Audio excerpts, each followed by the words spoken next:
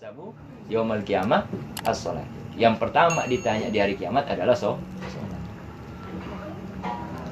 Nah, jadi kalau orang cuma sambayang-sambayang tapi tidak menegakkan salat, bahaya orang.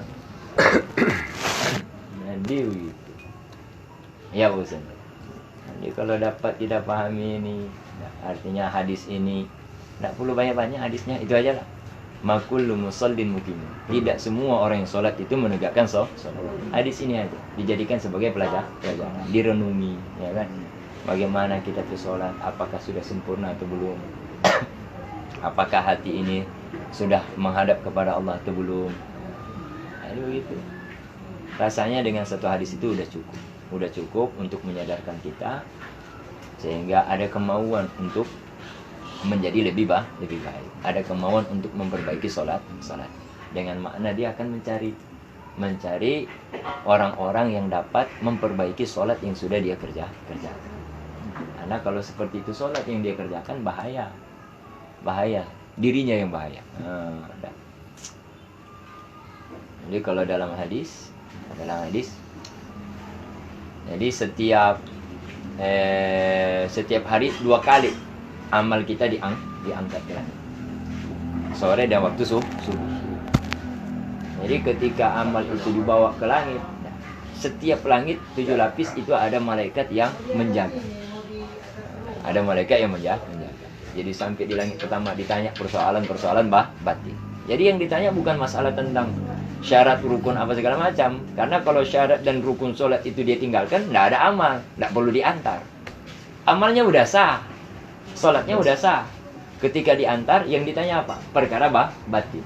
Bagaimana nih orang pi batin? Bagaimana di hati? Apakah ada riya, ada takabur, ada ujub, ada ghibah, ada dengki, apa segala macam? Itu yang ditanya semuanya.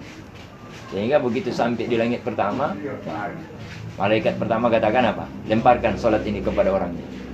Tidak tembus. Yang paling bahaya tuh seperti yang diceritakan dalam hadis itu, sholatnya itu udah tembus sampai langit ke-7. Langit ke-7, dari langit pertama sampai langit ke-7, semua malaikat yang ada di langit itu mereka menyusul mengikuti sholat yang di bawah itu. Jadi sholat itu bercahaya, terang sekali. Tapi ternyata ketika berada di hadapan Allah Ta'ala, apa kata Allah? Lemparkan sholat ini kepada pemilik. Kaget mereka. Gimana ya Allah, orang ini udah ikhlas apa segala macam. Kalian tidak tahu apa yang saya tahu. Lemparkan sholat ini kepada orang. Gimana lah orang ini mau mati. Apa yang orang mau bawa ini? Apa yang orang mau bawa? Orang membanggakan dengan orang pi sholat, membanggakan dengan orang pi baca-baca Al-Quran, membanggakan dengan orang pi puasa, zakat, orang pi haji. Makanya makullu musallin mukim. Tidaklah semua orang yang sholat itu menegakkan sholat. Kalau dapat dia menegakkan sholat, sholatnya diterima oleh Allah. Semua ibadah diterima. Karena kuncinya sholat. As-sholati imadu. Sholat itu tiang agama. Kalau sholatnya baik, yang lain diterima. Tapi kalau sholatnya tidak baik, yang lain tidak diterima. Itu makna. Jadi itu sebenarnya jadi bahan untuk renungan sebenarnya. Bahan renungan. Ya Allah. Jadi perjalanan demi perjalanan. Artinya kita untuk perjalanan jauh, 4 kali kita balik kan. Pertama ke Makassar, dari Makassar lanjut ke Aceh. Yang kedua ke Gorontalo. Dari Gorontalo singgah di Kota Mobagu. Yang ketiga ke Aceh ulang waktu Maulid Nabi. Yang keempat kemarin ke Ternate. Jadi 4 kali.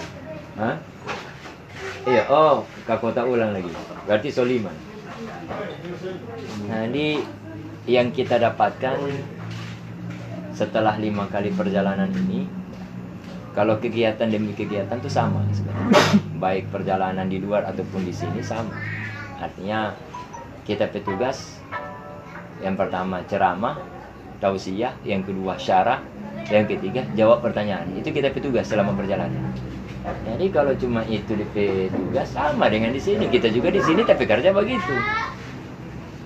Cuma kenapa begitu semangat kita selalu ikut perjalanan ini dia?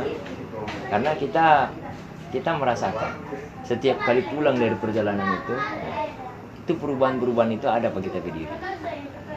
Mulai daripada apa? Memperbaiki tabiat badan, tabiat tubuh. Artinya malas-malas beribadah, rasa berat beribadah. Itu mulai tacabu sedikit-sedikit. Setiap kali pulang dari perjalanan itu tacabu itu. Sehingga sholat tuh mulai terasa mudah. Kemudian sifat-sifat nafsu yang jelek, iri hati, dengki, apa segala macam, itu mulai hilang. Nah, jadi mulai terasa. Dan itu kita rasakan setiap kali pulang dari perjalanan.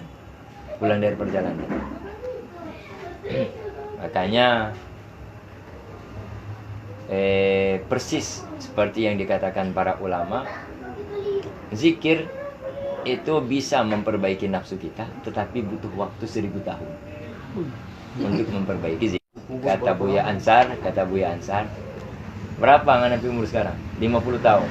Selama 50 tahun nganapi hati ngana hadapkan pada selain Allah, maka butuh 50 tahun untuk menghadapkan hati kepada Allah. Masih mau hidup lah itu. Jadi kalau cuma berzikir lama, itu maksudnya. Jadi bagaimana bicara? Berjalan mengikuti jejaknya Abu ya. Maka akan cepat terjadi perubahan. Jadi itu lebih cepat. Dan artinya kita secara pribadi kita rasakan itu.